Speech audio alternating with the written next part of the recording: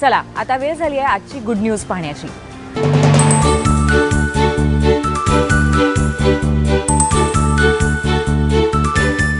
2015 साली लिंगभेद वादाची बळी पडलेली भारतीय ॲथलीट दुती चांद आता पुन्हा इंटरनॅशनल असोसिएशन ऑफ ॲथलेटिक्स फेडरेशनच्या हायपरिड्रोनझिनिझम या नियमांच्या विरोधात आपली लढाई पुढे चालू ठेवण्यासाठी तयार झाली आहे। येणाऱ्या 22व्या एशियन ॲथलेटिक्स चॅम्पियनशिप जिंकण्याच्या हेतूने ती तयारीला लागली आहे। 2015च्या वादानंतर मी काहीशी खचले होते, मात्र त्यानंतर मी स्वतःला यातून बाहेर काढलं आणि 2016 मध्ये वेगवेगळ्या खेळांमध्ये भाग घेऊन बक्षीसही जिंकलीत। आता कितीही अडथळे आले तरी मी डगमगणार नाही आणि ही चॅम्पियनशिप जिंकून दाखवेन, असं दुती चांद म्हणते।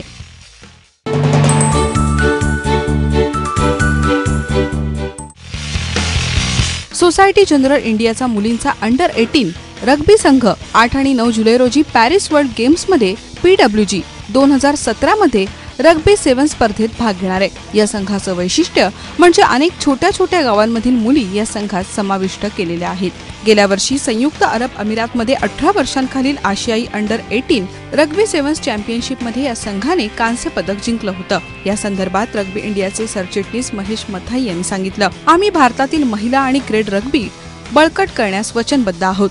आम्ही विश्वासार्ह संधी ओळखत आहोत आणि इंडोनेशियातील 2018 मध्ये होणाऱ्या आशियाई क्रीडा स्पर्धेत आम्ही महिला ॲथलेटिक्ससाठी उच्च कामगिरी योजनेत गुंतवणूक करीत आहोत।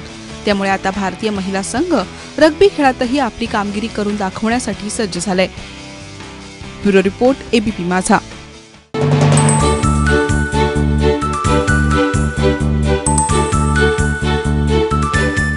या एपिसोडमध्ये आपण इथेच थांबतोय। तुमची मतं आम्हाला नक्की कळवा घेभरारी@abpnews.in वर।